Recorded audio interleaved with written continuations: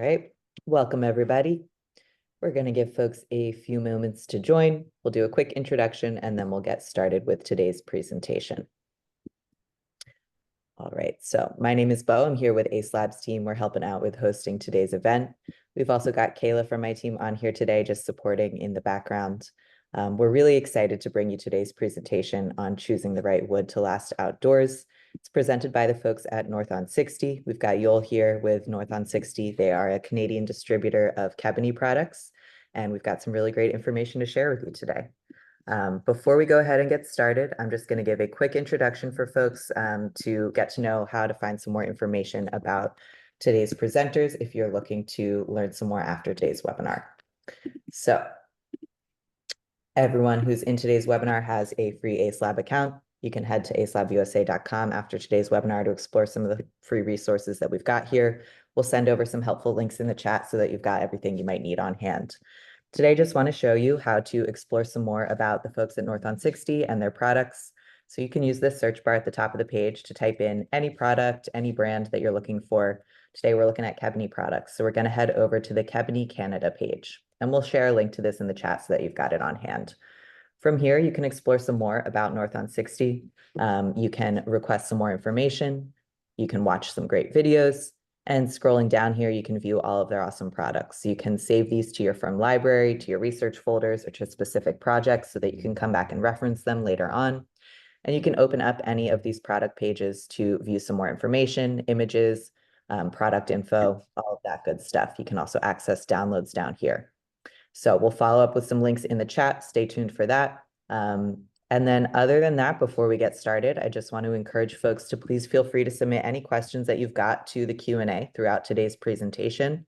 If we have time to get to those live, we'll answer them live, but we will also have a record of any questions that are asked, and we will follow up with you after today's event.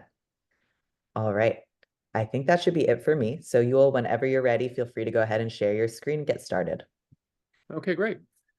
So thank you so much for the introduction, Bo, and thank you all for taking the time to spend with me for this next 1 hour as I present to you what Kebony wood is.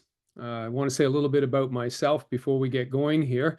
And about 25 years ago, I decided, after becoming an R2000 home builder in 1988, the responsibility lies with the architect and the builder to ensure that whatever it is that we're doing as a built environment is going to last a very long time, at least as long as anybody could reasonably hope and expect for it to happen. So in that regard, what I did was I built a woodworking facility up on the Oxtongue River. We've got about 115 acres up there, and it was both a passion project because of my love of wood, but also it was a research project. We wanted to ensure that we had some vertical integration in the production of all the elements that went into a home. And outside of knowing quite a bit about building homes, I was really driven to learn more and more about wood as I moved through the production cycle of building homes. So we built a shop, and the woodworking facility has also a sawmill and a dry kiln. And about 12 years ago, our forest became FSC certified. And so we had a European crew come over 3 years ago, giving us a AAA rating on what we have done in our forest to date. Additionally, from that, we ended up having a number of things happen around the genesis of building our company, which was FSC Canada became a thing. And so in 2005, we became one of 3 woodworking facilities in Canada to become FSC certified. I enjoy doing all kinds of different builds. This one, I think, really captures the kinds of things that we're able to do. This project is the annex building at the Royal Hotel in Prince Edward County. This was designed by Giannone Petroconi Architects. We were involved right from the design drawings and concept through installation, the supply of it, the pre-aging of the wood that went on it, some of the flashing and caulking details on it. And it gives you an idea of the breadth that we can help with when you're inspired to build a project that's going to be using outdoor wood. You can depend on us to provide you with examples of best business practices for longevity. This is what Kebony looks like when it comes out of its lift kit. It's brown, it's dark, it's heavy. When I say it's heavy, its density at 1800 on the Janka scale gives you that kind of heaviness. And of course, it's made using a dual modification process. That dual modification process involves taking radiata wood, which is grown in New Zealand as a crop tree with a 30 to 35-year rotation. It's pruned on a very regular basis annually at the beginning in order that it has few or no branches so that the yield when the crop tree is taken down in that 30 to 35-year cycle provides with a lot of clear wood. That clear wood is light in scope in terms of its weight. It comes in around 800 on the Janka scale. It gets impregnated with furfullated alcohol. We get ours from the byproduct of sugarcane manufacturing. And it is a bio-based mineral where it's able to be put in through the thickness of the wood all the way up to 2 inches. And that's really critical when it comes time to be able to make Kebony, because the wood itself is important as a vehicle to be able to be impregnated. Many kinds of wood species, especially our Canadian SPF, does not treat well. And I'm often asked, geez, you know, your wood, it comes from what? New Zealand, then it gets shipped to what? Antwerp, Belgium, Skane, Norway, then to Canada? That's crazy. That's a huge carbon footprint. Our carbon footprint's very small. You'll see it on our website. It's about 1/30th of ePay. And finally, during the process, the dual modification, impregnation, then you've got the curing and drying at about 170 to 230 degrees Celsius.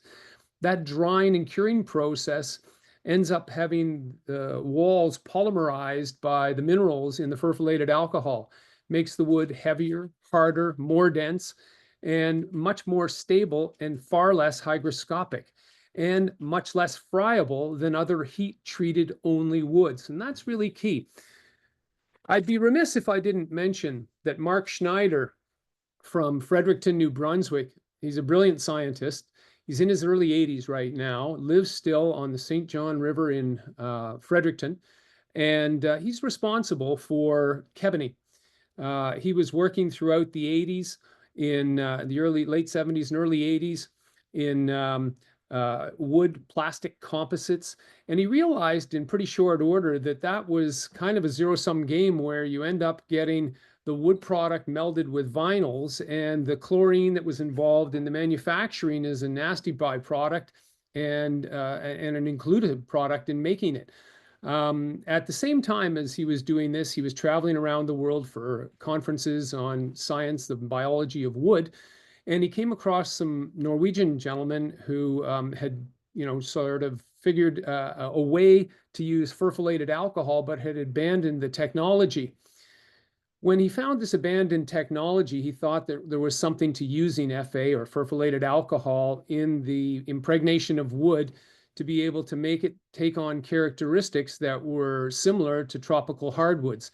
And it was around that time, in the late 80s, about the time that Bob Ray got arrested on the Red Squirrel Road for protesting clear-cut forestry up in Temagami, and in Oregon when the forest wars were occurring, and in Ucluelet where people were arrested, 500 people were arrested by standing up to Weyerhaeuser for clear cutting, that he realized that the destruction of forests through the improvements of technology could be slowed, if not halted, by finding a sustainable way to transform sustainable harvests of wood by impregnation and then later by heat treatment.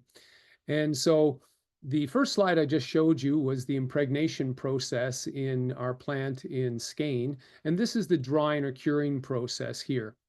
And once those two things form together, what you get is a complete transformation from radiata pine that's approximately 800 on the Janka scale, very similar to our eastern white pine, all the way up to about 1800 on the Janka scale, which is similar to what you'd find with hard maple here in Canada, which is the hardest wood in production in North America. So our first commercial plant was realized in 2003 in Skane, Norway, and It was the first commercially available Kebony that was manufactured. At that point in time when it came out, it was declared as a winner in the Clean 100 group of companies around the world, and recognized a couple of times since then on the same platform. In 2018, we increased production by 100%, building a second plant in Flanders, Belgium. And we're looking at sometime in the next 5 years of building a further plant in around Georgia in the United States. And that plant, we expect that there'll probably be at least 100% more capacity to create Kebony wood. Of course, the supply chain that gives us our base product, the radiata pine, really doesn't have the ability to double its production given the long 30 to 35-year life cycle. However, southern yellow pine, which is another species that allows transformation and impregnation, will be available because my American licensor is Biewer, B-I-E-W-E-R Lumber, out of Michigan.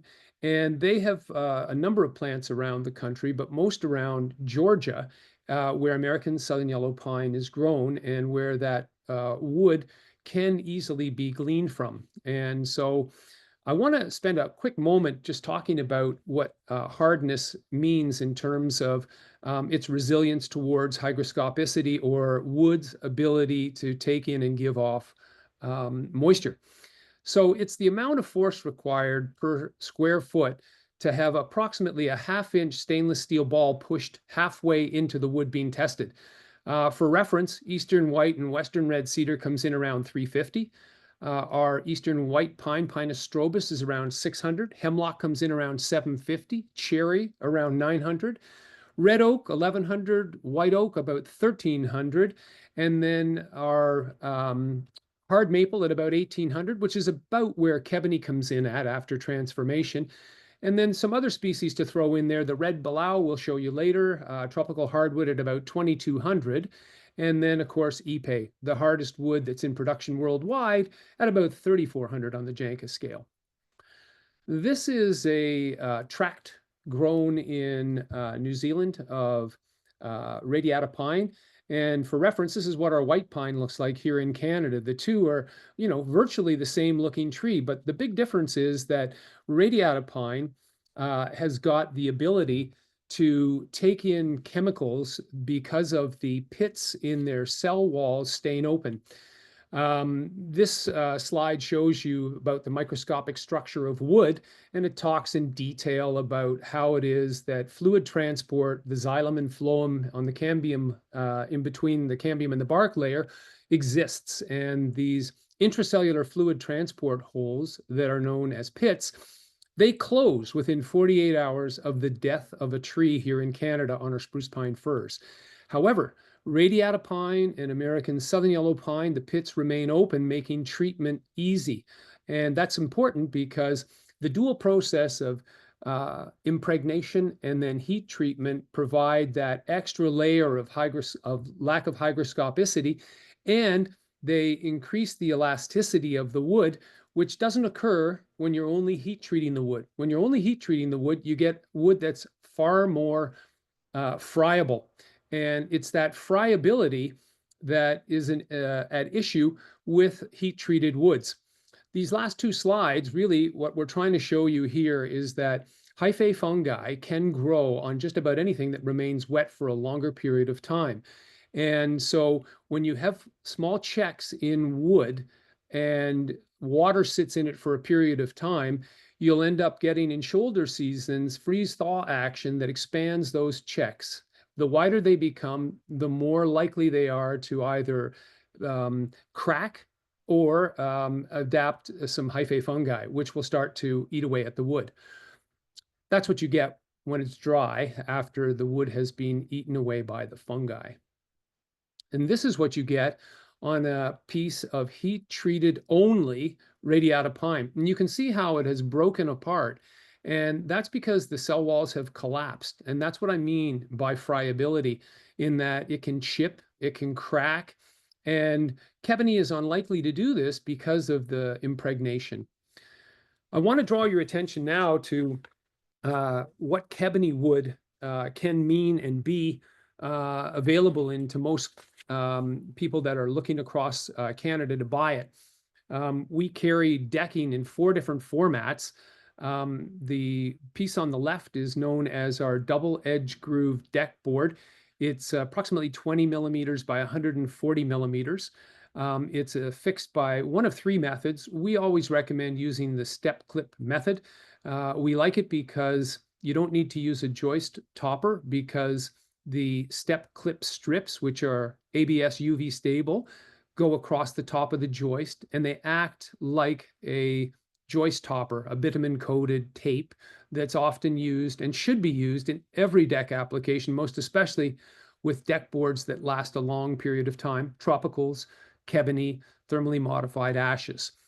The board on the right is what we use for picture framing our decks to show a finished edge on the left side of that board and the clip system on the right side. And so on end grain, on the left and right side, say, of a deck, you would use this. And then on the leading front edge of the deck, you'd use this so that you wouldn't end up seeing that gap or the edge groove. That's a picture of American Southern Yellow Pine joists with the clip strip on top of it. And I'm moving on to the next type of decking that we have, which is a little bit wider and a little bit more expensive and a little bit thicker. So this comes in at about 146 millimeters in width, at about 22 millimeters in thickness. At $14 a linear foot, it's $1 more expensive than the double edge groove, but you get a little bit more wood in width and thickness, which can feel a little bit heavier. We, as a company, like the feel of this better than the step clip. But in honesty, the step clip is the most rapid system for installing a rectilinear deck that we've ever experienced in my 40 years of construction. It's not like one is better than the other for the feel. It's more like one works best on rectilinear decks, the step clip, and on organically shaped decks or with many different levels, this is the choice that we always make. This is how we install that deck. You can see the blue line there represents joist tape that goes on top of the eased edge decking, and it's installed using camo stainless steel screws, either 1 7/8 or 2 3/8 inches long, and that's installed using a tool called the Camo Marksman Pro. This is our other size of decking. People often ask if you have anything heavier. We do. We have both the rough sawn, which I'll get into later, that's 50 millimeters by 150 millimeters, or 50 millimeters by 200 millimeters. This particular piece comes direct from Belgium, from Kebony to us, like this. It's known as our Boardwalk, and it sells for $24 a linear foot. And it can be installed either from the underside with a clipping system we have, or from the top side using the same camo fasteners that I showed in an earlier slide. Again, anytime you're doing a decking, you want to make sure you're using a joist topper. I bring this sheet to your attention because it talks to the difficulty in treating Canadian woods. If I could sell a Canadian wood that would last a long time to frame decks, I would. But the issue with Canadian woods is, as I mentioned earlier, that the pit's closed. This paper is available through us. If you want to have a deep dive, it's about 6 pages or 7 pages long, and it's old information. If I was being honest, I'd say that the Canadian pressure-treated wood business exists only to be able to prop up our framing lumber companies, which are the same companies that provide wood to the pressure-treated lumber business. Our woods can't be treated to any kind of a surety depth, and this paper explains why that is. But essentially, it's because the pits close, and it's like you have all these 6-sided boxes, cells, and getting chemicals into those in through the membranes is near impossible. Even if you increase the length of time spent in the vacuum chamber, the amount of vacuum exerted on the wood, heat up the chemicals, lower the viscosity. All these things have been tried. And what they're now relying on, and this information's been out there in use for about 30 years, is incising the wood. And as a builder who has taken out way more pressure treated wood than I care to mention, those incision marks actually, in my view, hold water. I don't consider the ground contact format of the incised boards, 4x4, 6x6, and 2x8, 10, and 12s, to be a good choice. I always defer to using American Southern Yellow Pine pressure treated, and I'll show you why. I'll show you why after I discuss a little bit about the chemicals that go into pressure treating. The base chemical for pressure treating is always copper. And you folks may remember a time when CCA wood was taken out of the marketplace due to the fact that in the court of public opinion, copper chromated arsenate leached out arsenic. And of course, there was a story going around that children got birth defects because they were playing in poisoned arsenic wood in playgrounds. There was never a lawsuit that existed for this. And in the court of public opinion, because it was so widely believed that that was the case, the manufacturers of the chemicals still continued to manufacture the chemicals, but they took any of the manufacturers that used those chemicals in their pressure treating process, took all the residential applications out of copper chromated arsenate and chose to use other ones because the leachate that was found to come out of CCA was copper. And although you could trumpet it up and down Yonge Street, no one was paying attention.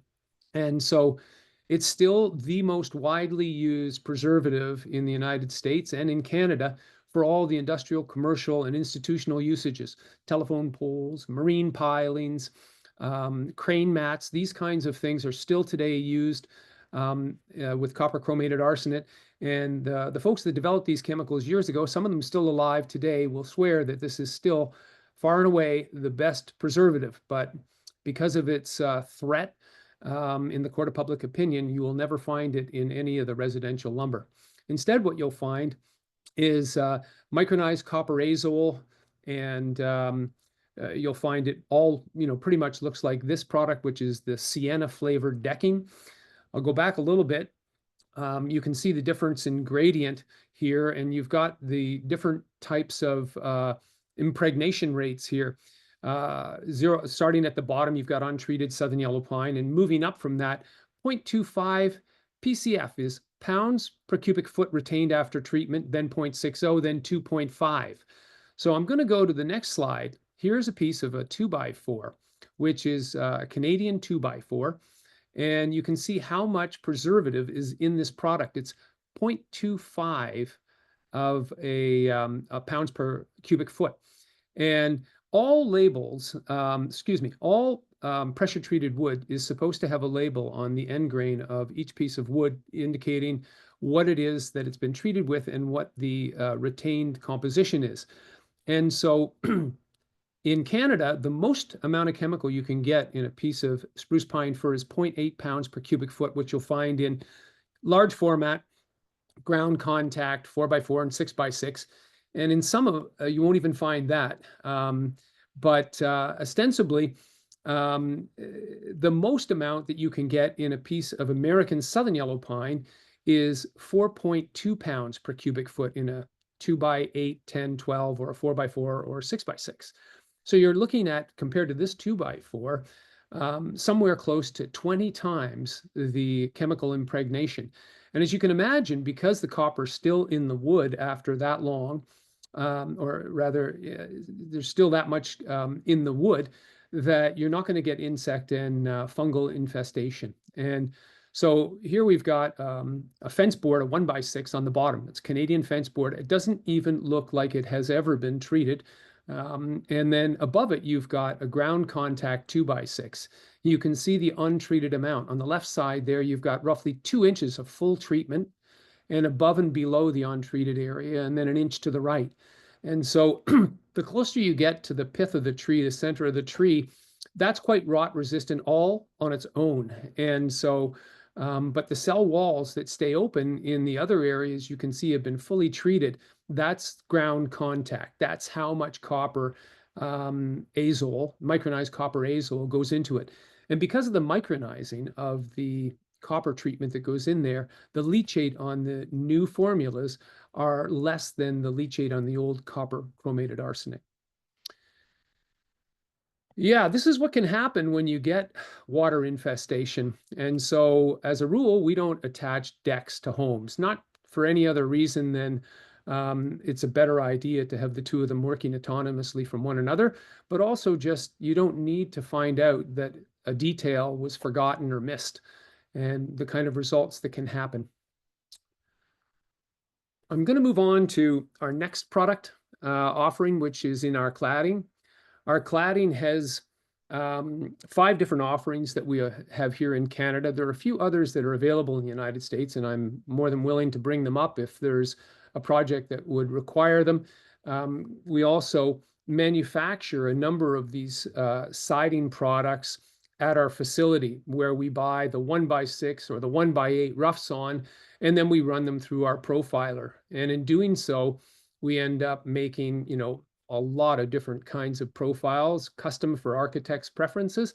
But we do run 2 examples that are a regular for us. One is our half lap. And so it sells for $14 a linear foot. And then the other one is the Royal Reveal. And that's a nod to Giannone Petroconi Architects that asked us to come up with an example like this for the Royal Hotel on the Annex building. And that too sells for $14 a linear foot. We have the grad system or the click-in cladding system, which is wicked fast. This is a product that is manufactured in either Skane or Antwerp, Belgium. One of our partners, we don't manufacture this. We stock some of it, and so we need some lead time if the project is large for acquiring more of it. We usually have up to 5 or 6 lifts of each size in stock, but again, larger projects might require more lead time, and usually it's easy because we're involved right from the design development stage onwards. So it's available in 2 different sizes in the 2 different gap systems, in the narrow gap and then in the wider gap. And you can look at about $14 a linear foot for this material as well, as it comes from a rough sawn 1x6, and that's kind of what the money is all about. It all originates out of a 1x6. Lastly, any of these products that I've shown, I wouldn't recommend it for decking, but for cladding, can be done with a yakasugi technique that is involved with firing onto our Kebony wood. We offer a few different types of char ratings. The one up top is a much deeper char than the one down below the flashing on this slide. And the varying costs are accrue based on the quantity involved, based on the depth of the char, and also whether or not the coating wants to be applied on top of it to resist any of the material coming off. After you char wood, it's quite friable. We do brush it with a wire brush, a brass wire brush, and then still over time, particulate will come off of it. And so a woman walking by in a white linen dress would be not happy to see some of that come off on it. So usually wherever there's a chance of high human contact, we'd recommend a penetrating oil to seal in any possibility on a touch basis that some of that friable material might come off. I want to move on to a couple of footnotes about how things get installed before we put the Kebony together and make it finished. There's a lot of different WRBs in the marketplace, and there's a lot of good ones. It's hard to choose one best over another. This is Wrap Shield, which we've used on a number of projects. The distribution comes out of Nova Scotia for this product. We have different kinds of clipping systems. In this case, it's an all aluminum clipping system that was used. But there's also Blueskin that we've used, and Blueskin has a couple of different products. This is the BP 160. And again, it really depends on the entire wall assembly as to which one you're most comfortable using. And then this one here is on a project in Alma, New Brunswick, where we're not insulating on the outside wall. And so we're using a product from Benjamin Obdyke. It's known as the HydroGap. And so it's a spun polyolefin. And on top of it, there's non-directional silicone nibs which loft the Kebony wood off of the polyolefin layer, allowing any moisture that might be behind it to fall down and then to come out through the flashing detail at the bottom. Close-up of this shows there's flashing tape used, and you can see over by the doors that we've decided that we're going to use blue skin over there. We want to make sure that there's an added layer of protection there for our wood. And then here we're using a Dworkin product. This is a Shim Sutcliffe project, excuse me. And here we've got the roof. The entire building is wrapped in Kebony, special profile, and 2 different types of Dworkin membrane are used on this project. I just took this picture because it shows the difference between using our Kebony wood and between Eastern White Cedar and more Kebony wood vertical panels on the backside. There are 14 different planes in this outside corner detail, with all of that metal work being 3/16" steel. It was a joy to be involved in that project.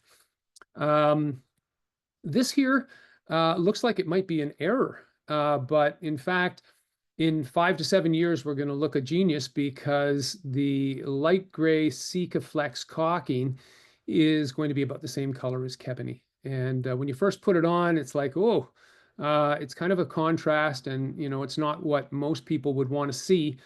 But in the length of time that this siding, we hope 100 years, is going to be on this building, we're firm that after 5 to 7 years, it's going to be a complement rather than a contrast. Also, I want you to note that wherever you've got these reveal lines, that you want to be sure that you get the caulking into those reveal lines. With wind-driven rains up to 120 kilometers an hour in hurricanes, this is right on the Bay of Fundy, you want to make sure that there's absolutely no chance of water getting in there. But as I mentioned earlier, this project has hydro gap, and if it does have water, it's going to end up coming out at that flashing detail. And again, the flashing is a light gray color, which, 5 to 7 years, it's going to look great. That shows you kind of the breadth of one of the elevations that's on the bay itself. The whole building was raised up on earth screws, so we could allow the water that comes off of the dramatic. There's about 200 feet vertical on the north side. This is the south side, about 200 feet vertical. So when it rains, the water just flows right down into the bay, but it goes through the duff layer and through the humus and right into the mineral soil. But when you scratch off the humus and duff, you're left with nothing but mineral soil and erosion. So this project involved bringing a whole lot of gravel in and insulating with an insul tarp underneath there, and cladding the exterior of the building below the water course there with R18 pre-finished aluminum panels. The windows, interestingly, first time in North America, were made by a manufacturer called Norwood out of Scaduke, New Brunswick, and they were made from Kebony wood, as were the patio doors. The large format windows were made in our woodworking facility, and they have integrated stops. Just for scale, the 3 large windows in between the 2 patio doors are 5 feet by 9 feet, triple glazed. Here's a project that we did a couple of years back. It's known as the Nardis Studio. It's up on Lake Rosso. And those 6 windows that are the curtain wall are made by a terrific company out of Edmonton, Canada, known as Light Zone. Each of those windows are 4.5 inches thick, and they represent an R18 value. There's 6 layers of mylar in between the front and back panel. Those panels are tempered. And the cost of each of those panels is about $3,000. But when you consider the cost of a curtain wall, all the elements around the curtain wall are Kebony. Structurally behind it, it's a timber frame. But to have a wall made from glass that's R18 is almost unheard of, unless you're using a product like Light Zone. And so if you haven't ever thought about using large format glass because it's leaky and not well insulated, consider LITEZONE, Light Zone. And that's a shot of it in the fall with a Kebony deck on the front and Kebony cladding on the sides. It's also used in a lot of different kinds of applications for architectural millwork. Here we have a Herreri Pontorini architect project out in Malmer, Ontario. We did pre-finished panels using marine grade plywood with Dow Corning Allguard on the panels and on the top edges of all of the pieces of Kebony. Anytime that you have an end grain facing the heavens, you've got a possible issue. And so it's important to make sure that that's sealed, whether it's by flashing or by, say, Allguard. Anybody that needs information on Dow Corning Allguard, it's a terrific product. I've used it for about 30 years and swear by it.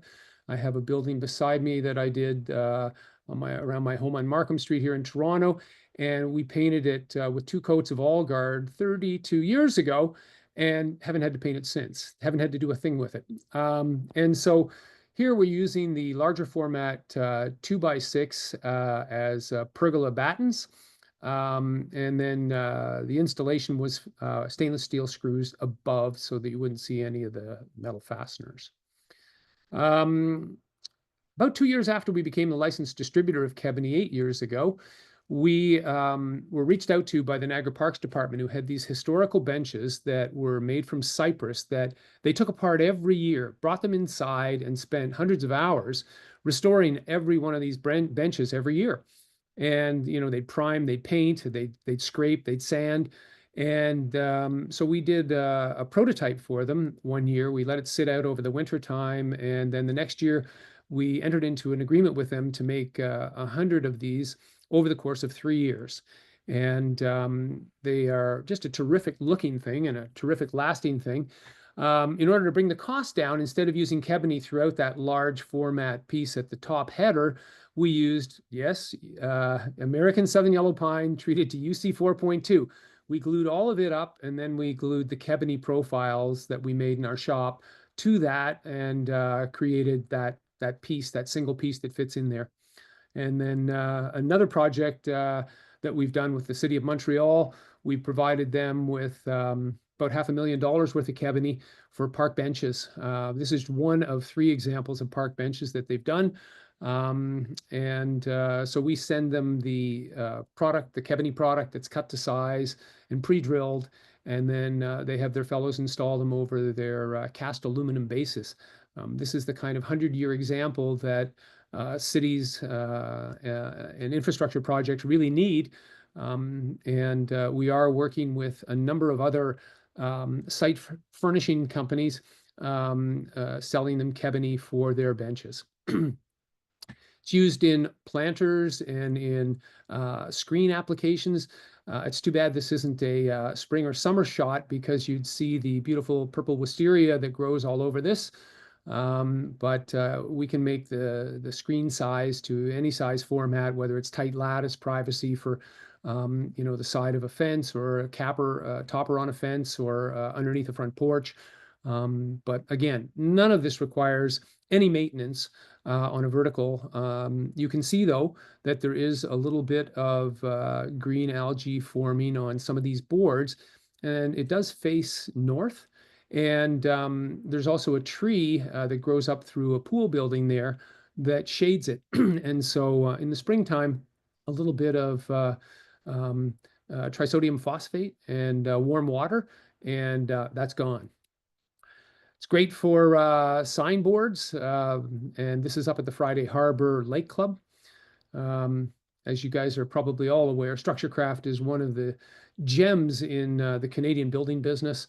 They were responsible for the Richmond Oval and hundreds of other great projects around the world. Fastenep engineers started out with this company when the Richmond Oval was engineered by them, and builders came in at twice what they figured it should be built by, and they said, well, we'll build it. And so the sign that they've got there, not the backing, but the actual pieces, the Structurecraft letters and the other hub of the sign, are all out of Kebony wood. We also get involved in some crazy art projects. Here, we're up at our shop facility on our aluminum trailer. We're shipping what was known as Your Story. Architect Patrick Lee, that won a commission from the Peterborough Public Library to do this beautiful art project. Selected us after having a budget of $150,000 blown by half a dozen different metalworking firms that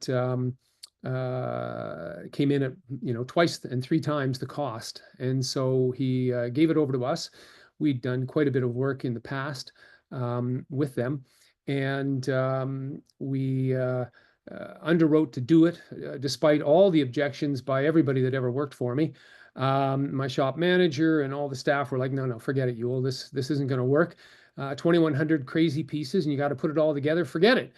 But I thought, you know what doesn't kill you makes you stronger. And so I underwrote to do the project and spent quite a bit of my own time making sure of. And so we revetted the whole thing. We glued up panels. We had the 2,100 pieces cut on our CNC. And then we began to work on building the thing in 4 different modules, brought it to the site, which was a 20-kilometer-an-hour journey over 4 hours. And then we started installing it. And we had about 4 of our crew there, and architect Patrick Lee, that's Patrick on the right, myself on my knees there. And so we poured a concrete footing to allow the Kebony to sit up off the ground. We enlisted the services of a number of different mending plates throughout the build, using stainless steel everywhere that penetrated the Kebony wood. That's Patrick on the first piece that went in, just kind of a close-up of the vertical mending plates that were used. And it's got a wild cantilever there. And it took us 2 days. We thought it was going to be about a day, day and a half. And as most things are, they take longer, and you don't want to go fast. But boy, never seen a group of guys ever so proud as to finish it. We all went out for a dinner with the librarians there and some of the local people. There was about 30 of us. And yeah, a real celebration. And there's been some vandalism on it. And some boards got replaced in this last year. But that was 6 years ago now, 5 years ago now. So yeah, really proud of that project. This is the Jean Drapeau pool in Jean Drapeau Park in Montreal. And we fabricated all the stairs that go up to the 10-meter high board. The day I visited to take these pictures, it wasn't complete. You can see there's all these tie wraps that hold the agricultural stainless steel wiring there. We did the handrails as well as the stair treads. But terrific project to get involved with. Again, just using the stainless diamond plate for the nosings. Most of the time, you're going to have people either in bare feet or in sandals going up and down these stairs. So it was important that they be comfortable but durable and high traction. I was called by a client where we'd installed this. This was about 8 years ago, one of the very first clients we had, where we glued up and installed these stair treads on a monobeam steel stair that we manufactured. And we had nothing to do with the railing on the left. But he asked me, come over, your Kebony's stained. And so he had some steel planters on the staircases that bled. And that's what you see on the black marks on the Kebony. It was the steel leachate from the planters. So still durable, still working really well, and you can sand that off. Another set of stairs. This is at the Friday Harbor Lake Club. And I'm going to blow through this pretty quick because it's all about different species of wood to be used out of doors. And that's what this seminar is about. But I don't want to get into the weeds on this because we're kind of short on time. And I'm not exactly sure how well I'm doing on that. So I'm gonna keep going here. But what I want to do is I want to go kind of species by species and just shoot from the hip about what it is that 40 years of construction and woodworking and wood research has done for me. So when you look at cedar, 2 years ago in September 2022, a moratorium was brought about on logging old growth in BC. And 40 years too late? No, well, whatever. It was important that it got done finally. But ultimately, cedar is a softwood, and it's amongst the softest woods available in the world. And that's why it's great for saunas, because when you sit on a hot cedar bench in a sauna, that hotness goes away in a second because it has huge open cells. And it's great for that. And it smells fantastic. And it's the reason to use it for cladding in a sauna. Here what we've got is vertical grain cast horizontally on the walls. And so, beautiful material, stuff that I bought about 20 years ago. And we still have a cachet of old growth vertical grain cedar that we dole out to various high-end projects that deserve it, and where we know it's going to last forever. And the naughty Eastern white cedar benches came from my property up in Algonquin. And so the two things together, it's a perfect complement for a sauna. But it's not the kind of thing that you'd ever want to use on a deck, because the first time somebody goes on there with shoes that have any kind of hardness, even leather-soled shoes, they're going to dent that beautiful wood. Naked bodies won't dent cedar. Here is a picture of thermally modified ash. And it beat us to the marketplace by about 6 years. And there's a few problems with thermally modification only wood. The biggest one is that it's very friable, meaning that it cracks more easily than, say, the dually modified wood like Kebony. And that checking and cracking is what constitutes replacing it in a shorter period of time. Our company's personally replaced 3 decks in the last 5 years that were thermally modified ash. They had lasted about, I'm going to say 7 to 10 years, each of those 3 decks. And not all the boards were shot, but many of the boards were, like 30 to 50% of the boards on one deck, and more than that on another, and less, like 25% on another one. But the person was able to get a credit back from the manufacturer on, it was a Thermary deck, and they were able to get a credit back to replace, and they decided to replace it with Kebony. And so what can happen with thermally only modified woods is it has that friability. And I just want to bring, did I skip a slide here? Excuse me. Okay. I don't know where that slide is. I'm sorry. But, I showed it much earlier, where I showed a piece of thermally modified radiata pine. And again, I just want to emphasize that, when it comes to thermally modified ashes, it looks great going down, and it looks really good when you oil it after it's gone down. And their recommendation is that it get cleaned and oiled every couple of years if you want it to look its best. That's from its website. And so I won't argue about the fact that if you want Kebony to always look brown, that you need to sand it every 3 to 5 years. And in fact, when clients say to me, "Hey, I love the brown, I don't want it to go gray," I say to them, "Listen, we're not going to stain it unless you want us to. But by staining it, it's only going to prolong that brown color for 3 years maybe. And then you're going to have to invite us back. We're going to have to sand that off. And then we're going to end up having to restain it. Instead of having an oil-based stain," because as you know, Kebony is a hygroscopic, unfriendly wood, right? It doesn't absorb water easily. So you're going to need to use an oil-based stain. The oil-based stain over time is going to leach out. Where's it going to leach into? It's going to leach into our ground. Do we want a green product like Kebony sullied by using an oil-based stain? No, is the short answer. And I mean, I, to date, have not installed a Kebony deck that I put oil-based stain on. I have done some water-based stains. Some architects want that, and so that's what I'll do. But essentially what we'll do is go back and sand them off. And it takes less than 20 seconds with a 6-inch orbital sander to restore Kebony to a brown finish on a deck. So, if people want brown decks, just give us a call is what I say, and we'll come back and do it. We do come in for a number of clients in April and May and clean the deck. It's an annual cleaning. We wet it, then we wash it down with warm water and trisodium phosphate. and or dish soap. One of the two, depends on what the ground is underneath the deck. So there's always alternatives, I say. This is Red Balau. And if you look on the Red Balau website, it's 2200 on the Janka scale of hardness. So it's harder than Kebony by about 400. But the issue is, what's its chain of custody? It's not FSC. It's not third-party certified like Kebony would.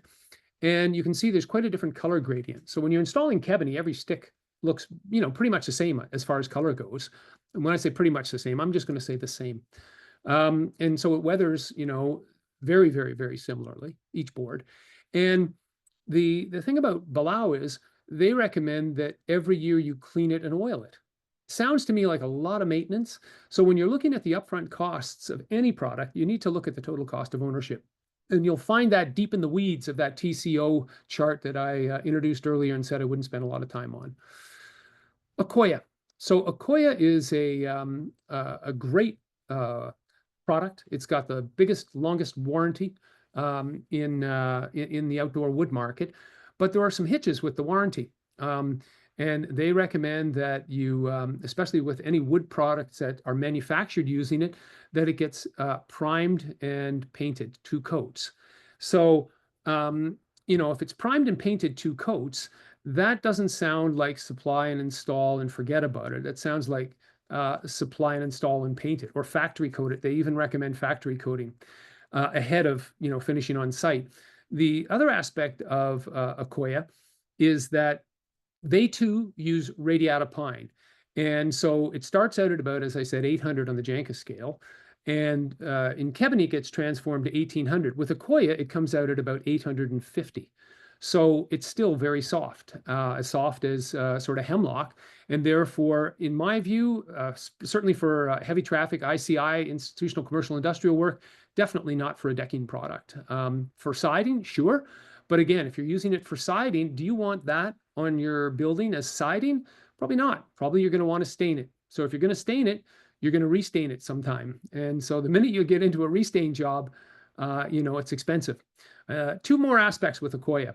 One, it's acetylated, meaning it smells like vinegar because it's got that same salicylic acid that goes into it.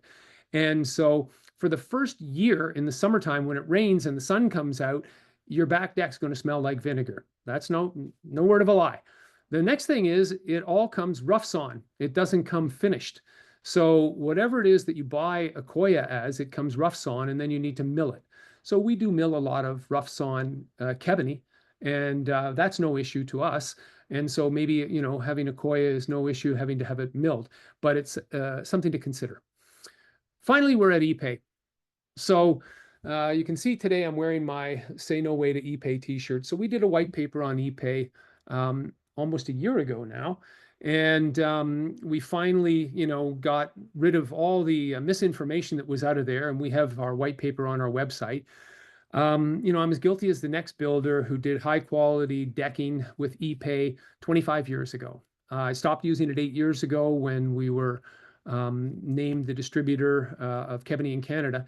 But today's ePay, a whole lot of things to think about. You've got all kinds of different colors that come in it now.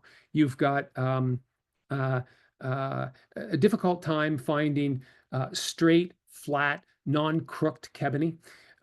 It's 3,400 on the Janka scale. So every stick of wood is, difficult to deal with. You've got to have specific blades to cut with. And you've got to, replace those blades or have them sharpened frequently. It's got mostly the reason that no one should be using this wood is that it's on the CITES list. And CITES stands for the Convention and International Trade on Wild Flora and Fauna.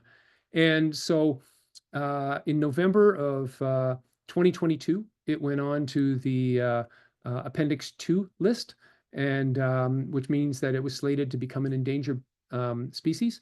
And then in in September of 2024, it went on to Appendix 1, meaning that you need to have a permit. And so if you bring ePay into Canada, you have to do it through permit. And the facts are that it equals rainforest destruction. Our white paper shows it clearly. There's a terrific film out there called We Are Guardians. It was at the Hot Dog Film Festival 3 years ago. It's crippling to watch that film, to see what people will do to make money. Got a couple of other things here that I want to leave you with. This is the Waskesiu Pavilion in Saskatchewan. We've got some wandering bands of elk right next to the Kebony Pavilion that's there. And, you know, we've done a tremendous number of projects over the last 8 years here in Toronto. This is Edwards Gardens. This is the Edmonton River Valley Funicular by Dialogue Architects. The previous one was actually Edwards Garden by Dialogue Architects as well. This is Melba House in Froliesburg, just south of Montreal, close up on Vermont. And first time that we used Kebony in a structural application to build the pergola and the support structure for the deck on the second floor. The whole building's clad in Kebony, and they have Kebony windows and doors. This is Sky Park over the rail lands, an Ellis Dawn project that we did along with public work architects. This is some further reading and viewing and organizations that you may wish to brush up on your wood knowledge on. All these things are fantastic to get associated with. And then finally, there's a couple quotes that I want to leave you with. I want you to know that I learned this a while back, called it's that tree and true share the same Indo-European root, deru, D-E-R-U, meaning firm, solid, and steadfast. When I read that, I thought to myself, wow, what could be more appropriate for a guy like me? And then I leave you with this last slide where you can see the vulgarity of this shot. This is a boat docked in Haida Gwaii. This is what I would consider to be our Garden of Eden in Canada. I helped set up a sawmill there in 2019 with Danny Robertson, a First Nations guy, who between the two of us recognized the ability to go into cut blocks and do salvage, because about 20% of everything that gets cut, and over on Haida Gwaii, they're clear cutting still. And 20% of what gets cut and left on the forest floor is not used. They burn it or they bury it. And so we got a license to do that, set up a sawmill. But this is back in the early 2000s that this boat is. And it reminded me of a quote from Rockefeller, said, when he was asked, how much is enough? And he answered, just a little bit more. No, no more. Thank you. Thanks for listening. And if you have any questions, I'm here to answer. All right, awesome. Thank you so much, Yuill. Looks like we are just about at time, so perfect timing there. If you have any questions, feel free to submit those to the Q&A. I also want to mention there will be a quick post-event survey as you're heading out from today's webinar. Feel free to leave any questions or any feedback there. We'll provide that all to the team at North on 60, and they will follow up with you about any questions that you may have about today's information. Last thing is there is also a poll up right now. If you're looking to get some more specific information from the team, feel free to fill that out. We'll go ahead and connect you so you can get all of the resources that you might need. All right. With that, I just want to thank everyone so much for joining today. We appreciate you coming out to learn some more about Kebony products. And thank you, Yuill, for a really wonderful, comprehensive presentation. You're welcome. All right. Have a good one, everybody.